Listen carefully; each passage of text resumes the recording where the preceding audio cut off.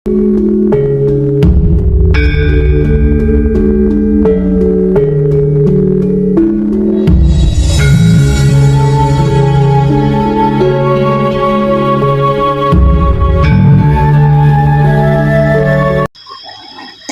jenengan dhewe manunggal jatine pripun? Ngalami angel napa? Glathuk-glathuk.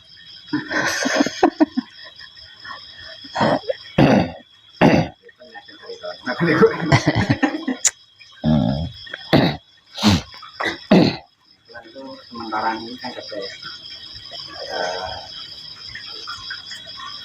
yang penting kehidupannya itu stabil gitu.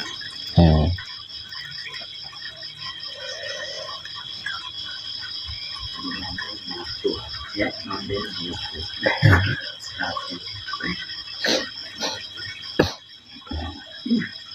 Soalnya kan ini loh Pak, piye lek aku ngomong ya,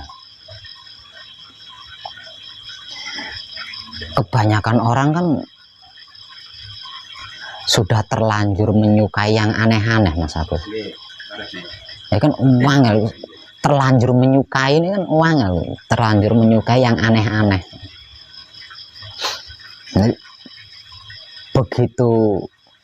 Begitu diberitahu yang sebenarnya, yang sesungguhnya itu sederhana, ini jarang yang tertarik. Bukan tidak percaya, tapi jarang yang tertarik gitu loh.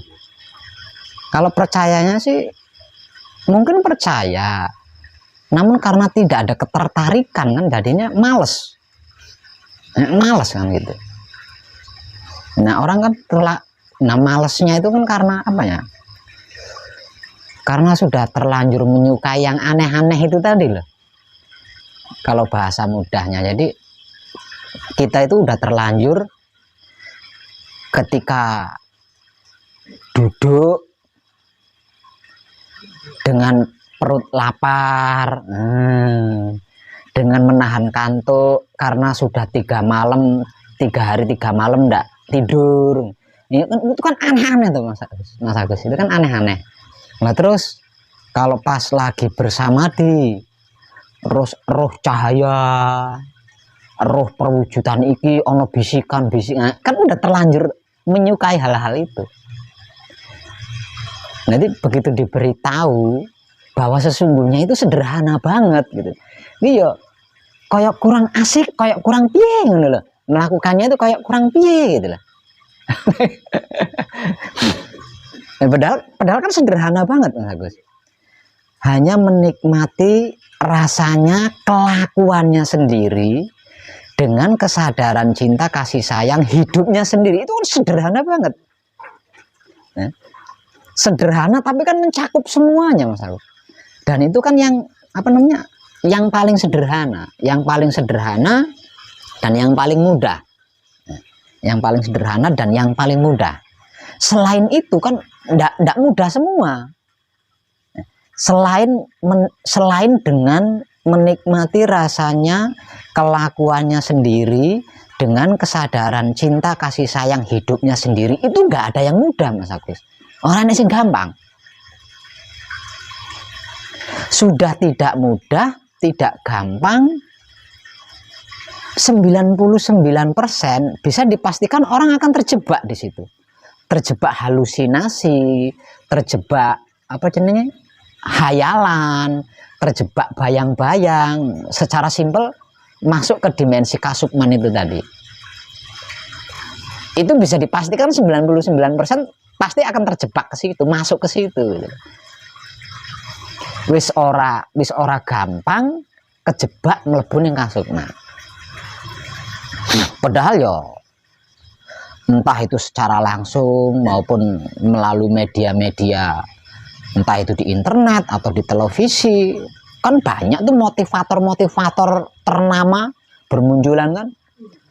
Dan di antara sekian banyak motivator kan ada motivasi yang mengatakan sesungguhnya hidup itu sederhana loh, simple loh. Tapi walaupun sederhana, walaupun simple, tetap orang kayak gimana gitu. Karena udah terlanjur menyukai yang aneh-aneh itu tadi loh. Terlanjur menyukai yang aneh-aneh itu tadi loh. Jadi kalau saya kalau hanya duduk terus mendapatkan kebahagiaan itu kayaknya kurang gentleman deh, kurang jantan deh. Ini loh bahasa-bahasa seperti ini loh yang menjebak.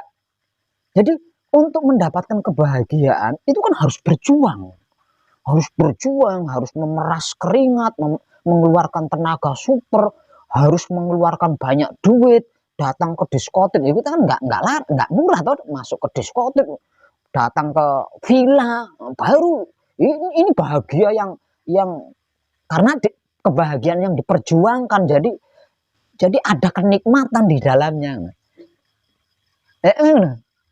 Jadi kayak piye ketika diberi, sebenarnya nggak perlu semua itu, kamu duduk di pinggir sungai di mana ada airnya gemericik, ricik, ya.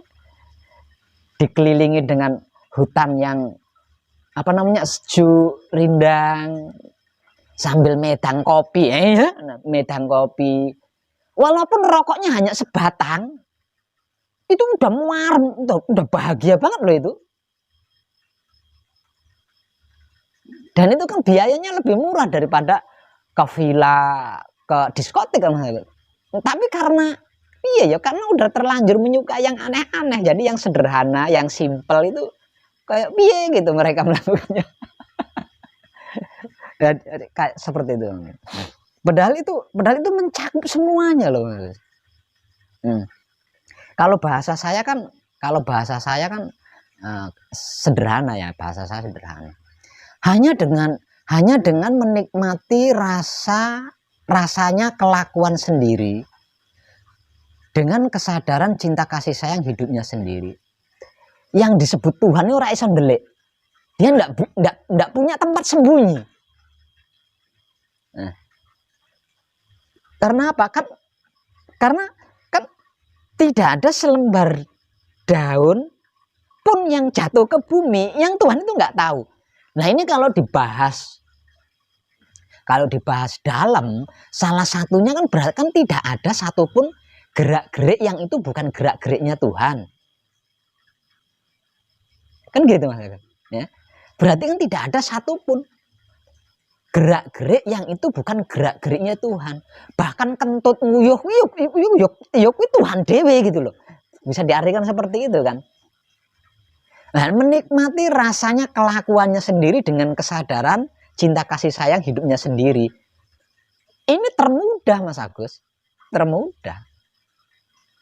Selain dengan itu gimana caranya? Bagaimana mengetahui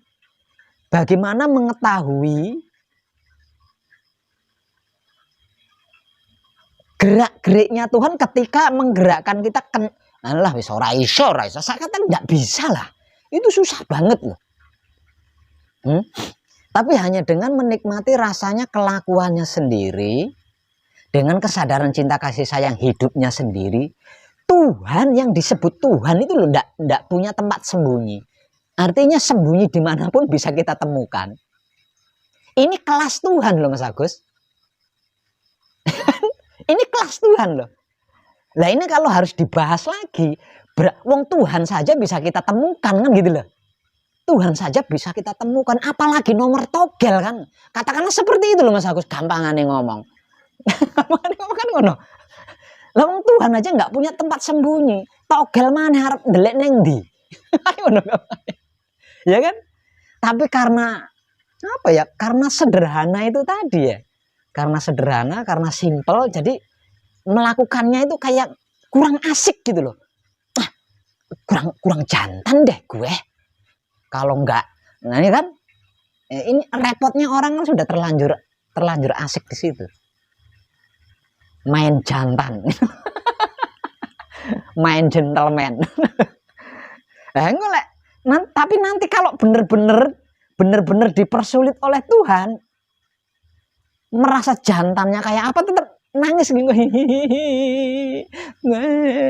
Merdukun rene bohong. Ngundang paranormal kayak goro. Ngono.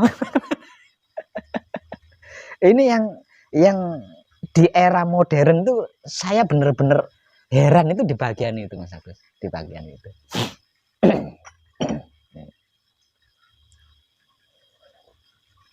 Terus lagi, diam ketika bersamadi. Lah itu kan nggak mengasihkan teman, tidak mengasihkan kan?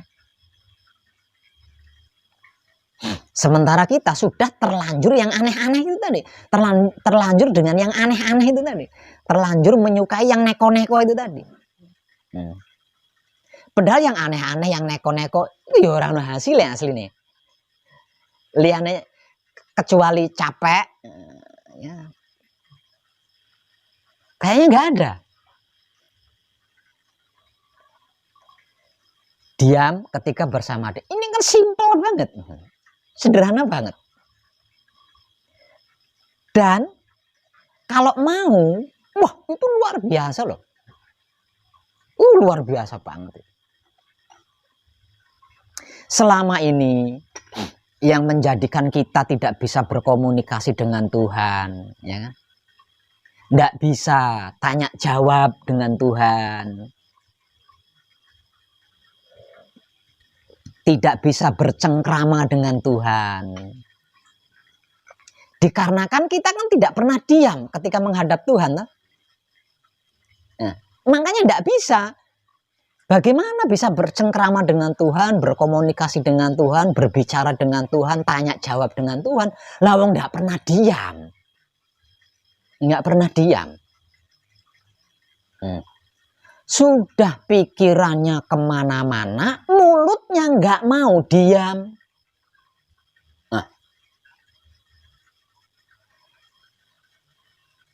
Tapi nggak diamnya mulut kan yang disebut nama Tuhan, Pak Web.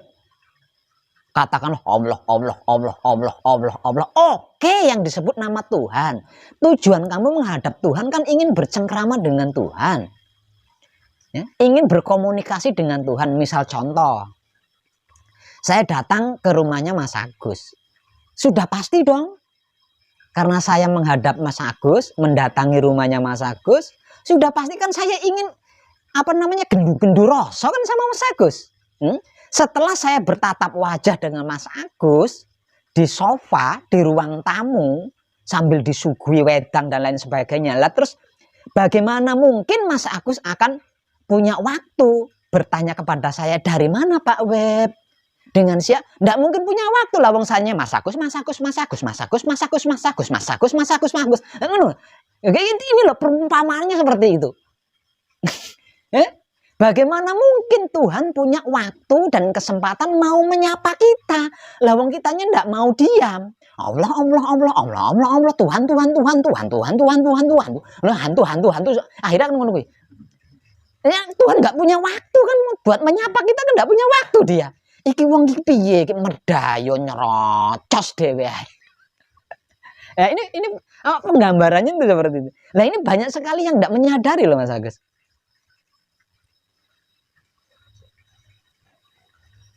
Ya, sederhana kan, aslinya sederhana. Kalau kita mau diam, bisa diam. Jangankan kok sampai Tuhan berbicara. Wong Tuhan nggak berbicara aja, ijek batin gitu loh. Tuhan masih batin loh, kita bisa tahu kalau kitanya bisa diam. Ya, kayak gitu. Tapi ya jangan dikira Tuhan, oh berarti Tuhan punya hati ya iso batin nih. Itu gambarannya ngono ki Mas. Dianggapnya mereka kebanyakan mereka itu menganggap ya, bahkan ada beberapa yang menyimpulkan bahwa diam ketika bersamadi, ya, diam ketika bersamadi ini kalau dibahasakan sombong kan, diam ketika menghadap Tuhan kan ngono toh. Ya. Nah karena supaya tidak terkesan sombong, diam ketika bersamadi. Jadi gak sombong toh. Coba kalau saya katakan diam ketika menghadap Tuhan, woi. Menghadap Tuhan nih, nah, diam ketika bersamadi, menikmati rasanya kelakuannya sendiri dengan kesadaran cinta kasih sayang hidupnya sendiri. Ini ora sidik sing nganggep sepele. Padahal itu ilmunya para nabi, ilmunya para wali, Mas Agus. Andai saja kita hidup di zamannya para nabi, setidak-tidaknya kita hidup di zamannya para wali. Mungkin kita bisa bertanya, ketika panjenengan menghadap Tuhan dan di luar ketika menghadap Tuhan, apa yang engkau lakukan wahai wali, wahai nabi? Mungkin baru percaya mungkin. Sayangnya kita sudah nggak hidup di zamannya para wali, di zamannya para nabi. Itu ilmunya para nabi, itu ilmunya para wali. Dari mana Pak Web tahu kalau itu ilmunya para nabi, ilmunya para wali? Dari sekian banyak para nabi, yang paling fenomenal itu kan Nabi Isa, teman. Kan hanya Nabi Isa sih yang bisa menghidupkan orang mati, yang bisa menghidupkan makhluk sudah mati, sudah batang gitu loh. Ya, makhluk udah mati, sudah jadi batang, bisa dihidupkan kembali. Dan itu kan hanya Nabi Isa, toh.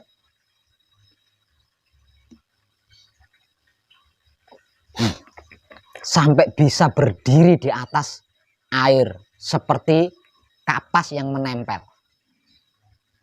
Dan ketika ditanya, ilmu apa yang engkau gunakan? Ilmu sihir apa yang engkau gunakan? Apa jawaban beliau? Andai engkau memiliki iman sebesar biji zarah saja. Benar. Dia tidak menjawab. Ketika aku menghadap Tuhan, aku tidak memanggil-manggil Tuhan. Tuhan. Tidak seperti itu. Ketika di luar menghadap Tuhan, aku selalu mengingat firman-firman Tuhan. Kan tidak dikatakan juga begitu. Dia tidak berkata, andai engkau memiliki iman sebesar, jawabannya hanya itu.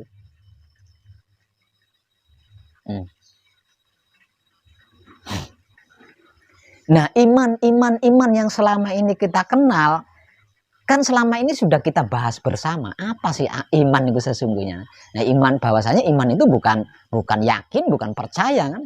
Melainkan mau pasrah kepada Tuhan, mau menerima keputusan Tuhan, mau mempersilahkan kuasa Tuhan, mau merasakan kenyataan Tuhan dan menebar cinta kasih sayang Tuhan. Iman yang sesungguhnya atau iman sejatinya iman kan itu. Nah, ini kalau dikaitkan dengan jawaban Nabi Isa ketika ditanya umatnya tentang ilmu kesaktiannya,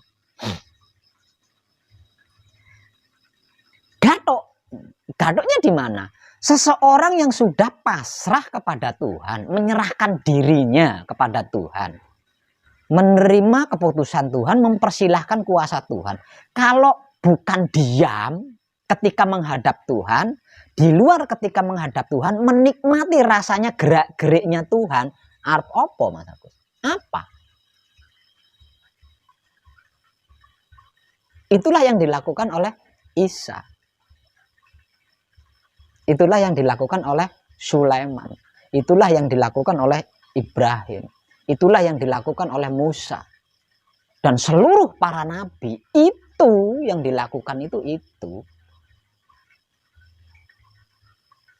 Nah, kalau itu yang dilakukan, kenapa ketika mereka mengajarkan firman-firman Tuhan kepada umatnya, lah kok nuturi, ndonga, lah kok yang diajarkan doa-doa?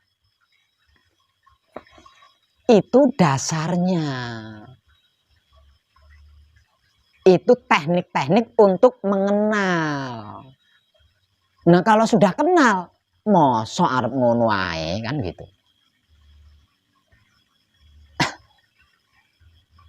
Masa mau begitu terus? Masa mau TK terus gitu loh, kalau di bahasa awam kan. Masa nggak mau SD, nggak mau SMP? Itu kan tahapan.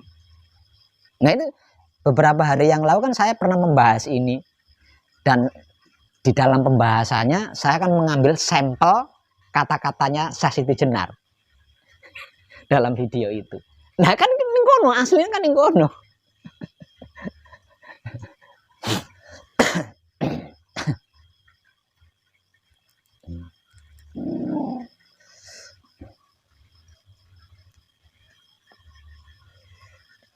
Andai saja waktunya tidak mendesak seperti saat-saat ini yang sudah mendekati tahun 2025. Oh, saya mau apa namanya? Mau mengadakan kuwi caranya apa ya? Eksperimen. Saya ingin sekali mengadakan eksperimen. Eksperimen tentang apa? Mengadu. Lebih hebat mana? Diam, menikmati rasanya, kelakuannya sendiri dengan kesadaran cinta kasih sayang Tuhan, dengan yang bertapa 40 hari, yang bertapa 3 bulan, yang puasa sekian. Saya ingin ngadu gitu. Saya ingin adu. Ayo kita buktikan lebih tinggi mana, lebih hebat mana. Sayangnya ini waktunya mepet banget, jadi saya tidak punya waktu buat melakukan eksperimen-eksperimen seperti itu. Mungkin hanya dengan seperti itu orang akan mantuk-mantuk gitu. Lah terbukti ketika saya mengeluarkan uang dalam video itu kan banyak yang mantuk-mantuk kan dengan hal-hal seperti itu.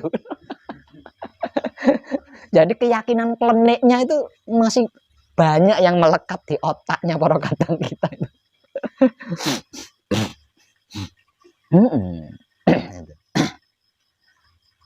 Nah kalau mungkin dengan seperti itu nanti orang-orang yang sukanya menyiksa diri itu iso tugel nih ngono. Loh ternyata jek luweh dhuwur kuwi kan bisa punya pilihan kan. Tapi ya nggak bisa gitu juga ya. Serba repot itu.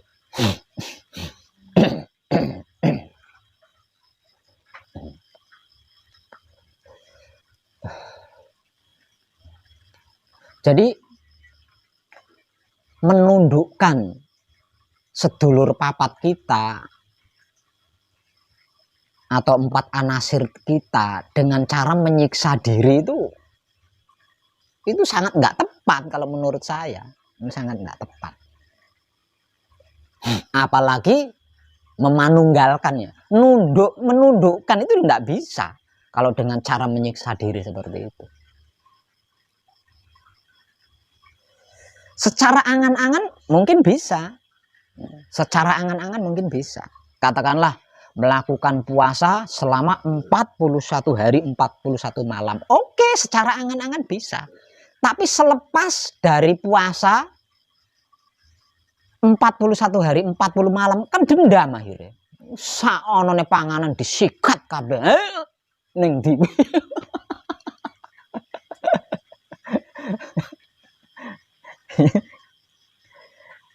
Lah padahal ini apa praktek-praktek ini kan hampir setiap bukan hampir setiap setahun sekali kan banyak kita alami sering kan, khususnya ketika di bulan Ramadan itu. Secara awam puasa Ramadan itu kan teori dan praktek untuk mengalahkan hawa nafsu kan. Karena dipaksa, mampu, puasa mampu. Tapi bagaimana ketika berbuka? Seadanya makanan di pasar itu dibeli semua. Lah terus kanggo apa? Ya, seadanya makanan di pasar itu dibeli semua. Buat berbuka untuk sahur nanti. Melawan nafsunya di mana? Malah memperbesar nafsu ya iya.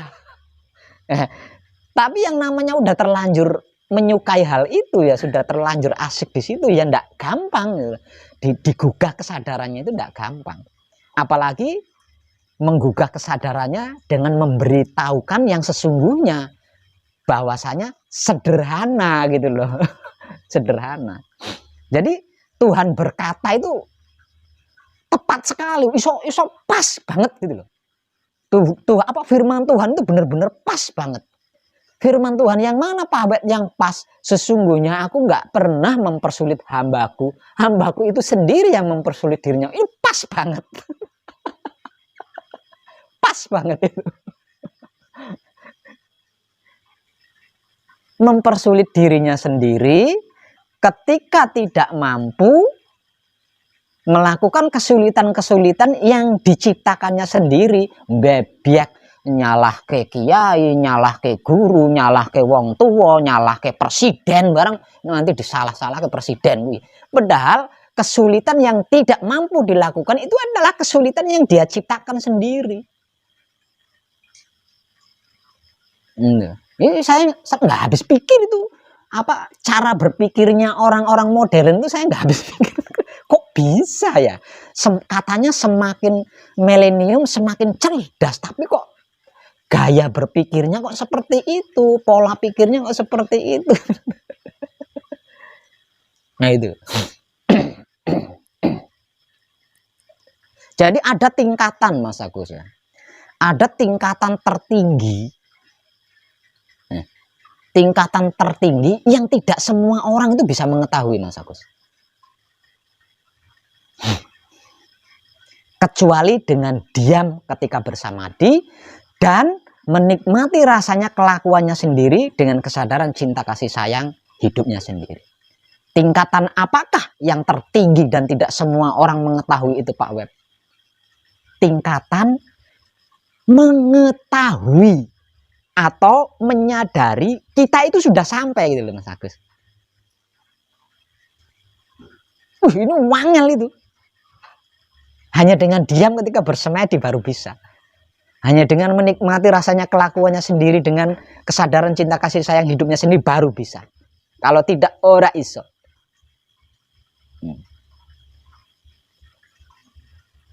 Jadi menyadari kalau saya ini sudah ada, kalau saya ini sudah sampai di tidak ada apa-apa itu loh tertinggi Mas Agus. Kebanyakan sudah sampai di situ tapi nggak tahu Mas Agus. Makanya diamnya masih dilanjut, malu nggak ngerti. Bukannya bercumbu dengan Tuhan, bukannya bercengkrama dengan Tuhan, diamnya dilanjutin karena nggak tahu kalau dia sudah sampai di situ Mas Agus. Ini tertinggi.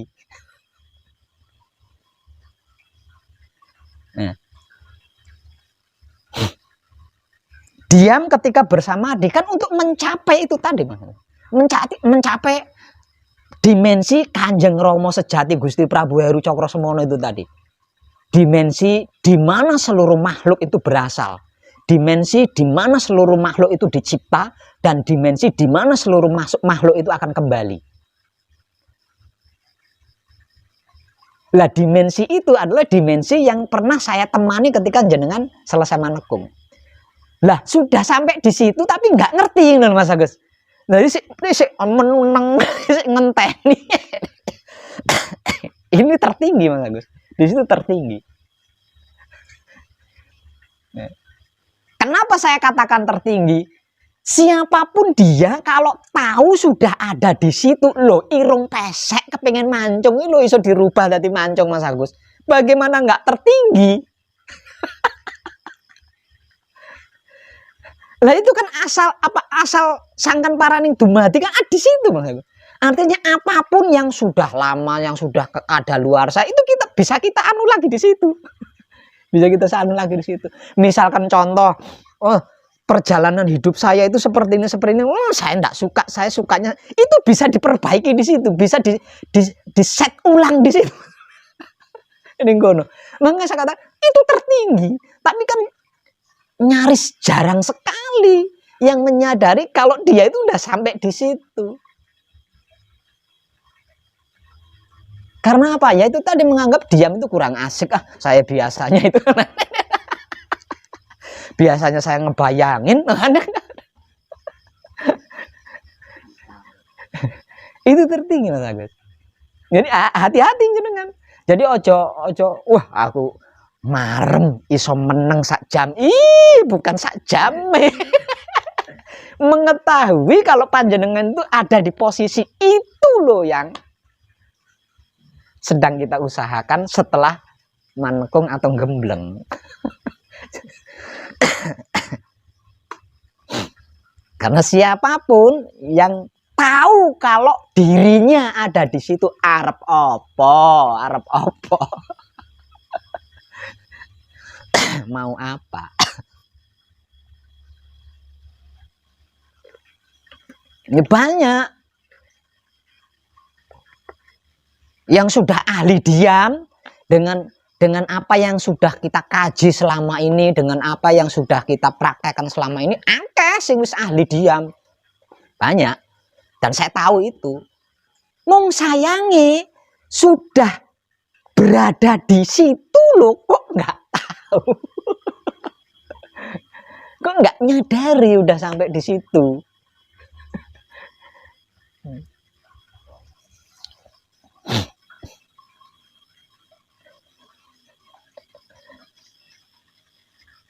Dalam kata lainnya, dalam keadaan manunggal jati kok gak ngerti ngono loh. Kok nggak menyadari. Kok nggak menyadari gitu.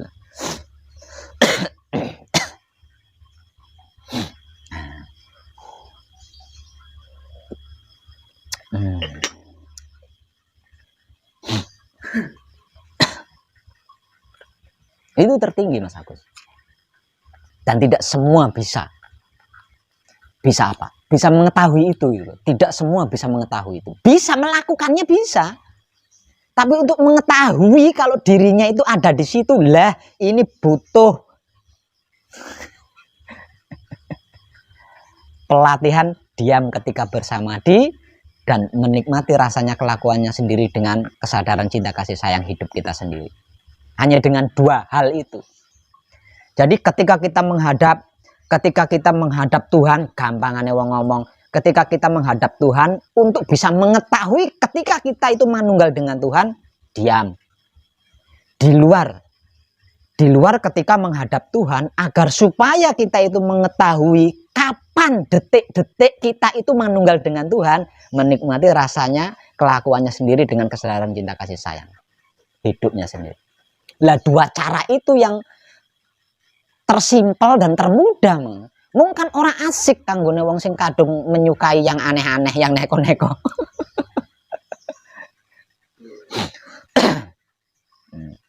Jadi kesimpulannya, manunggal dengan Tuhan itu tidak penting.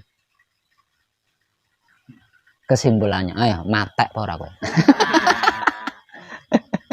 Manunggal dengan Tuhan itu tidak penting. Lah terus yang terpenting apa? Mengetahui kalau dirinya itu manunggal dengan Tuhan, itu loh yang penting. Untuk apa manunggal dengan Tuhan kalau kita tidak tahu? Bukankah sesungguhnya selama ini kita manunggal dengan Tuhan? Nah kalau kita tidak manunggal dengan Tuhan, apa ya iso? Wong mayit. Bisanya bukan mayit karena manunggal dengan Tuhan kan? Nah selama ini kan kita tidak tahu kalau kita itu sedang manunggal dengan Tuhan. Selama ini kan kita tidak tahu. Nah sekarang kita mengkaji tentang manunggal. Lah sedang manunggal dengan Tuhan kok sampai tidak tahu. Lah apa bedanya kalau masa lalu? Nggak penting. Yang terpenting itu mengetahui, menyadari bahwa dirinya sedang manunggal dengan Tuhan. Itu Mas Agus.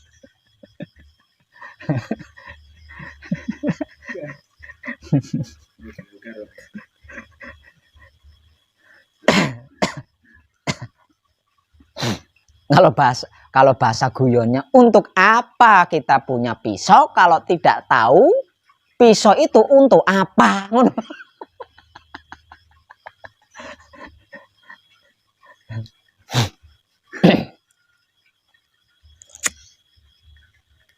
Padahal saya saksikan itu banyak sekali yang sudah sampai di situ. Makanya saya sering garuk-garuk dada sendiri. Padahal dada saya nggak gatel, tapi saya garuk-garuk gini. Kamu itu udah nyampe, kok bisa nggak tahu? Kesadaranmu kemana? Nah, itu. Kok bisa nggak tahu, kok bisa nggak nyadari gitu. Nah, termasuk Mas Agus juga. Sering jenengan sampai di situ sering, tapi jenengan ndak mengetahui kalau jenengan itu sedang dadi siji karo moho suci.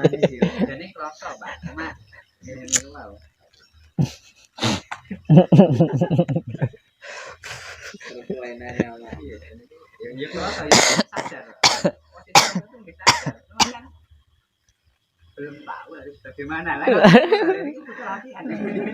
Ya kudu dikecut lah. Ngono lah gampangane ngono.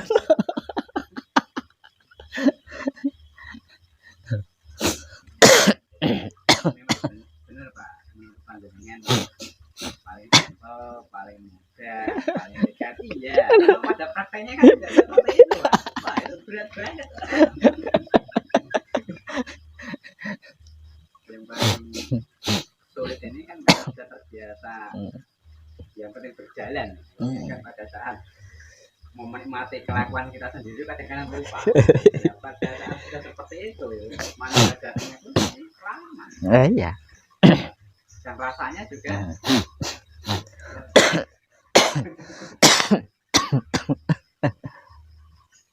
Nah itu.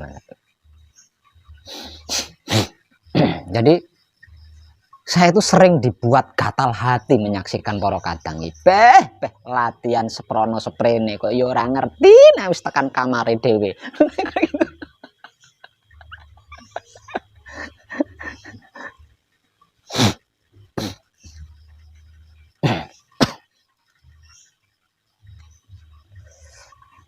Nah itu kesadaran tertinggi dari semua kesadaran tinggi, yaitu kesadaran yang mampu menyadari keberadaannya ketika sedang manunggal dengan Tuhan.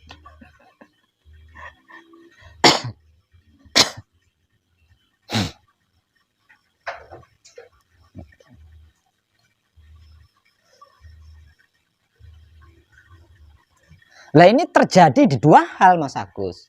Bisa terjadi ketika kita bersamadi atau bahkan masih dalam keadaan patrap. Yang kedua bisa terjadi di luar patrap samadhi ketika kita sedang asik menikmati rasanya kelakuannya sendiri. Jadi dua hal itu pasti terjadi gitu. Ini karena tidak menyadari, karena tidak mengetahui kan akhirnya terabaikan. Padahal itu yang dinanti itu kan itu.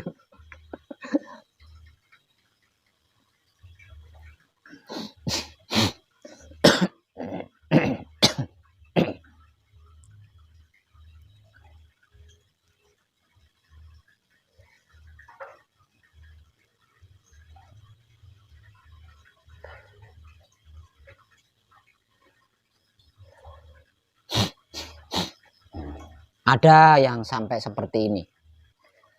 Matur suwun Rama, jebul rasane manunggal jati ki tentreme pol. Ya. Ada yang begitu ada. Nah, ketika dia dalam keadaan manunggal jati itu malah justru terlewati. Sudah terlewat. Detik-detik manunggal jati itu terlewat. Nah ketemunya rasa tentrem ketemunya berarti kan keliwat manunggal jati ini. Terabaikan.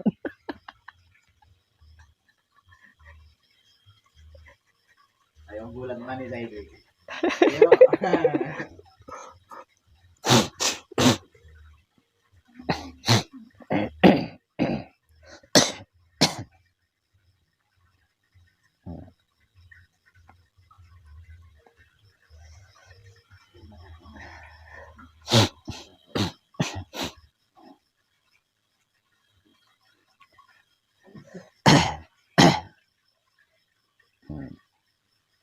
Jadi ukuran rasa dan perasaan,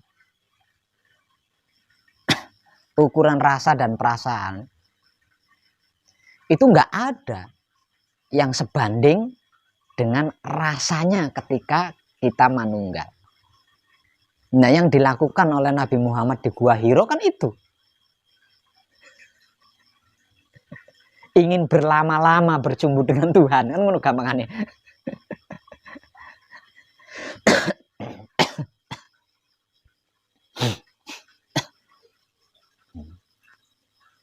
Yang diperlama itu bukan diamnya tapi cumbuannya itu loh Mas Agus, maksud saya cumbuannya itu.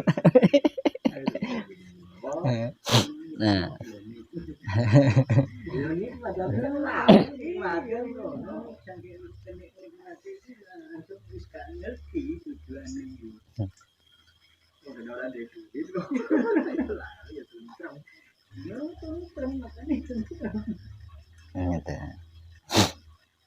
itulah puncak tertinggi, Mas. Itulah kalau dalam bahasa spiritualnya, itulah batinnya kesadaran, kesadaran terdalam. Satu-satunya kesadaran yang bisa menyadari kemanunggalannya dengan Tuhan.